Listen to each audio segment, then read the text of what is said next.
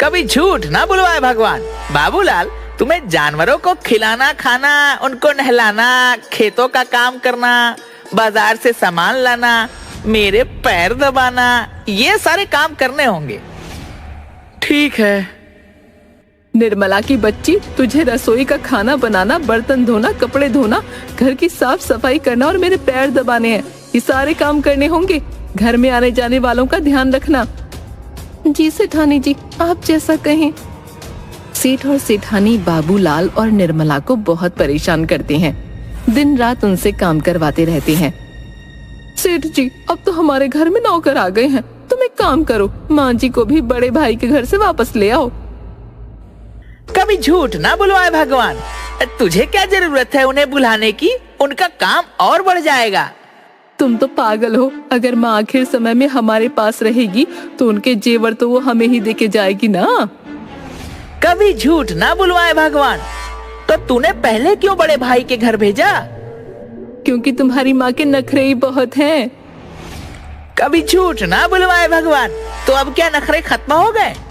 नहीं, अब वो नखरे उठाने घर में नौकर जो आ गए हैं। सेठानी सारा दिन निर्मला को इधर से उधर भगाती रहती और सेठ बाबूलाल को। एक दिन बाबूलाल और निर्मला तय करते हैं कि आज तो उन्हें कुछ करना ही होगा। बहुत हो गया। बाबूलाल सेठ के सारे जानवर बांट देता है। सेवा ले लो, सेवा। सेठ ने अपने सारे जानवर, घर सबको सेवा के लिए लगा दिया है। कैसी सेवा? अरे भाई, फ्री की सेवा। जिसे चाहिए वह जानवर ले जाओ और कोई पैसे नहीं देने हैं। जो जानवर चाहे वह ले जाओ। गांव वाले बड़े खुश होते हैं और एक एक करके सेठ के सारे जानवर ले जाते हैं। निर्मला सबके लिए शरबत बनाती है और उसमें जमाल गोटा मिला देती है। सेठ, सेठानी, सेठ की माँ सबको वो शरबत पिलाती है और सब बड़े मजे से स्वाद लेकर शरबत पीते हैं। कभी झूठ ना बुलवाए भगवान।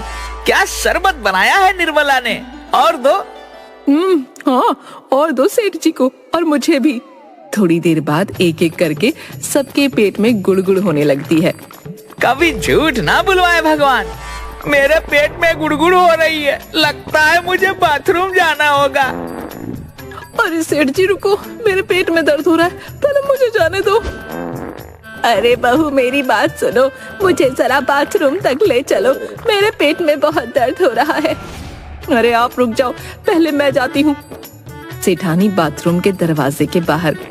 अरे सेठ जी, जल्दी बाहर निकलो, नहीं तो मेरे कपड़े खराब हो जाएंगे। कभी झूठ ना बुलवाए भगवान। पहले मुझे तो आराम मिलने दे।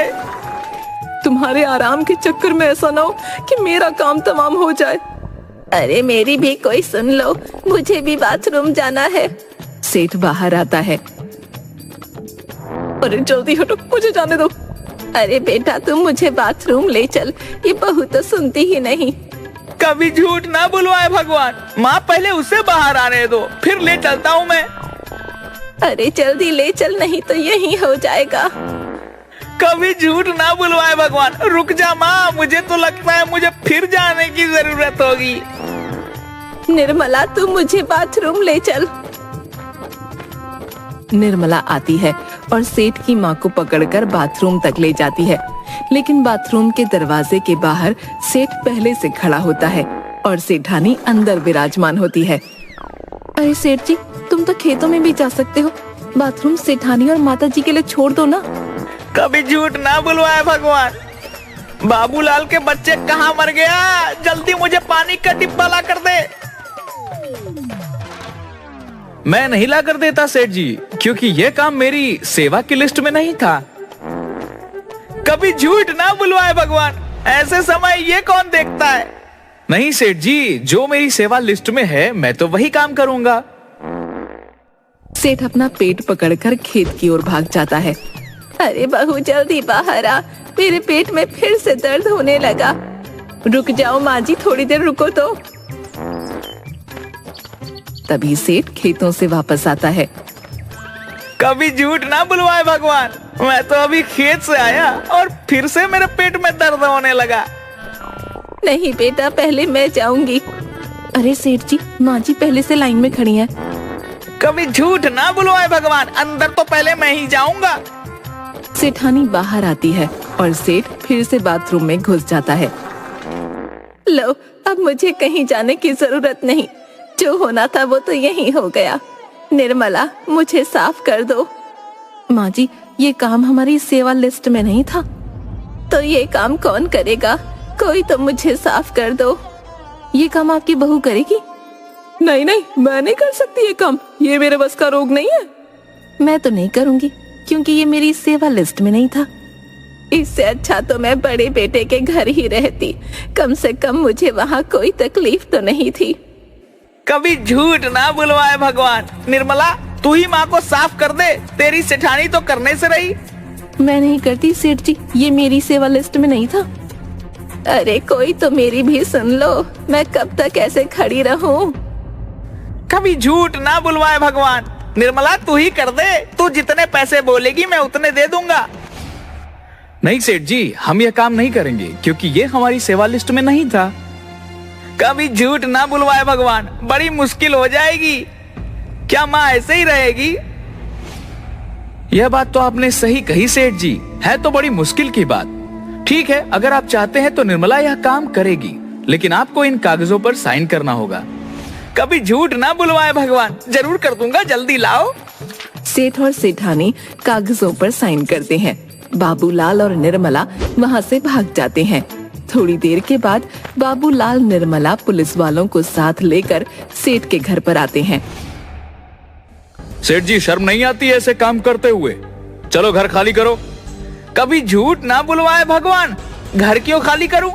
हाँ, यह घर तुमने बाबूलाल के नाम जो लिख दिए हैं। कभी झूठ ना बुलवाए भगवान, मैंने ऐसा कुछ नहीं किया। उनके पास कागजात हैं। कभी झूठ ना बुलवाए भगवान, मैंने ऐसा कुछ भी नहीं किया। सेठ जी, इस कागजात में लिखा है कि तुम अपना सब कुछ बाबूलाल के नाम कर रहे हो, इसलिए तुम्हें यह घर छोड़कर जाना होगा। कभी झूठ ना बुलवाए भगवान, मुझे माफ कर दो बाबूलाल, मुझे अपनी गलती समझ में आ गई है। मुझे कुछ नहीं पता, मुझे तो मेरा घर वापस चाहिए। कभी झूठ ना बुलवाए भगवान, मैं तुम्हारे हाथ जोड़ता हूँ, मैं इस उम्र में अपनी माँ को लेकर कहाँ जाऊंगा। निर्मला, तुम मुझे माफ कर दो, मेरे किए के लिए मैं हाथ जोड़ती हूँ तुम्हारे। निर्मला, क्या इन्हें माफ कर देना चाहिए? इन्होंने जैसा व्यवहार मेरे साथ किया, मुझे तो नहीं लगता कि इन्हें माफी मिलनी चाहिए। अब ये आप लोग समझिए कि मैं इन्हें कार्रवाई करने के लिए जेल में ले जाऊंगा। ठीक है, हम इन्हें माफ करते हैं।